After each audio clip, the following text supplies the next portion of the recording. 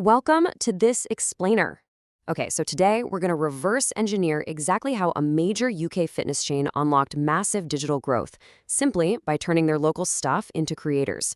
Let's dive right into this. We're looking at the Gym Group and we're breaking down their strategy using the core data and insights from a recent Hootsuite case study.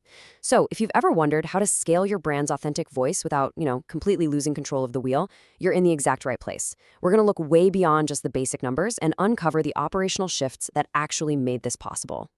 Let's just jump right into the jaw-dropping results right out of the gate. Over 11 million. That is the organic reach generated by the Gym Group in 2024 alone. Now, it is absolutely crucial to emphasize the word organic here. We aren't looking at some massive paid ad spend inflating these numbers.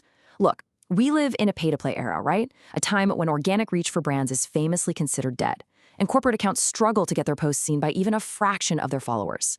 But this is pure algorithmic reach generated by tapping into the genuine local communities surrounding their gyms, completely bypassing the penalties that usually throttle corporate brand content. And we're not just talking about a tiny little bump in the metrics here. This was accompanied by an explosive 360% increase in their Instagram reach. What's really fascinating is the sheer velocity of that growth. When you empower local voices, the compounding effect across a large network can completely transform your digital footprint almost overnight. Because you're no longer relying on a single centralized mega viral post.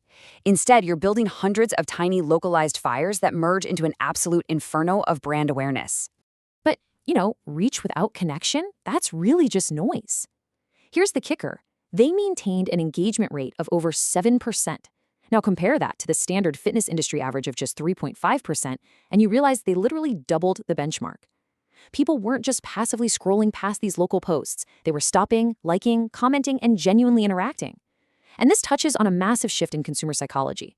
I mean, why does a shaky iPhone video filmed by your local gym manager perform better than a highly polished $50,000 corporate ad? Because it's authentic. Users instinctively trust the face of the person who actually checks them in at the front desk way more than a distant, faceless corporate entity. All right, let's get into Section 1, the 11 million reach secret and tapping into social search. So how'd they actually pull this off? For a bit of context, the Gym Group is a high-value, low-cost chain with over 240 locations across the UK. Great business model, sure, but you've got to meet your audience where they are. They recognize this massive behavioral shift happening right now. Younger audiences are literally using platforms like Instagram and TikTok as their primary search engine to find local businesses. It's basically the new Google Maps. To capture this attention, they set 3 very specific goals. First, create highly engaged communities. Second, drive local reach specifically for their neighborhood gyms. And third, create literal shop windows for social search. So when someone looks up fitness in their specific town, boom, the local Gym Group location pops right up. Which brings us to the friction point in Section 2, the brand control dilemma. Local autonomy versus centralized control. This is that classic tightrope walk that honestly holds so many big brands back. On one side, you have local autonomy. You absolutely need the authentic, localized connection that only your local branch managers can provide. They know the neighborhood, they know the members, they speak the language. But on the exact opposite side, you have brand safety. At an enterprise level, you simply cannot risk damaging your corporate reputation or messing up your core messaging.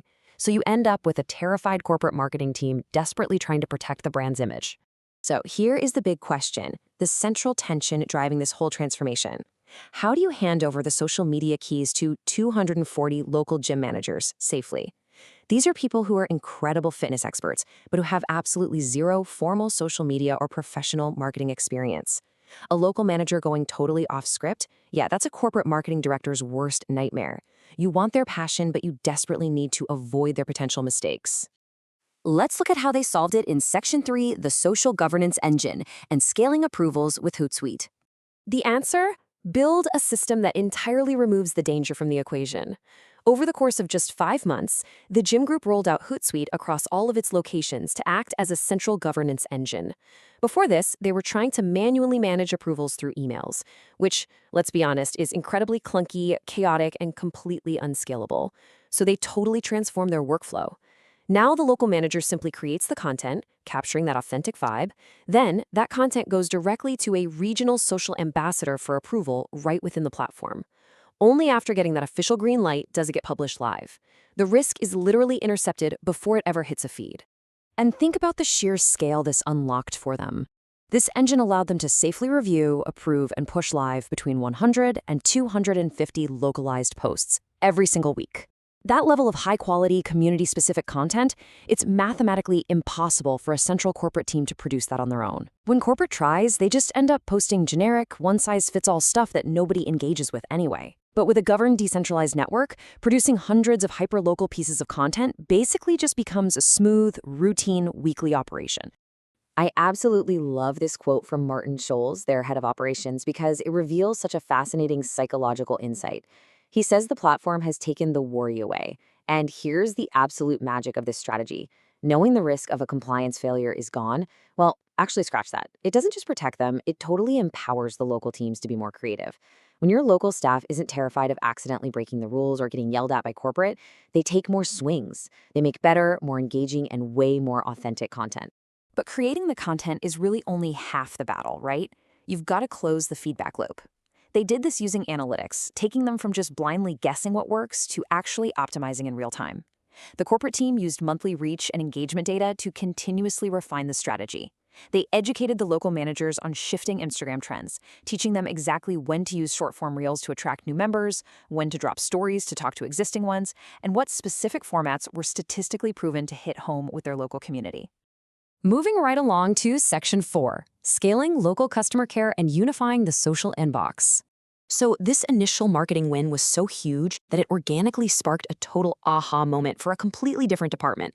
The customer care team saw this marketing rollout and realized, wait, we can piggyback off that exact same infrastructure to solve our own inbox nightmares. They adopted the platform, taking their old traditional phone and email workflows and replicating them inside a unified social inbox. Now, when corporate-level inquiries come in through social media, they've got unified routing for incredibly fast localized resolution. They basically turned their social channels from a one-way broadcasting megaphone into a highly responsive two-way customer service engine. And finally, Section 5, your decentralized strategy blueprint, lessons from a 100% adoption rate. So, what does this mean for us? How do we apply this? Because to me, the most staggering metric of this entire case study isn't actually the 11 million reach. It's the 100% adoption rate among the gyms. Let's be real for a second. Getting 240 different locations managed by totally independent-minded people to adopt a brand new corporate software platform, that's practically a miracle. This perfect adoption rate proves one profound thing. When the right system is put in place, it creates absolute zero friction for the end user. If the tool makes their job easier, they're going to use it. So here's the actual blueprint. 1. You must have the ambition to empower your local, non-professional creators. They're the ones holding the authentic connection to your audience. 2. You got to execute this with strict tool-based approval workflows. Centralize the governance so you can safely decentralize the creation. And 3, systematically use analytics to close the feedback loop and guide those local creators to better performance every single week.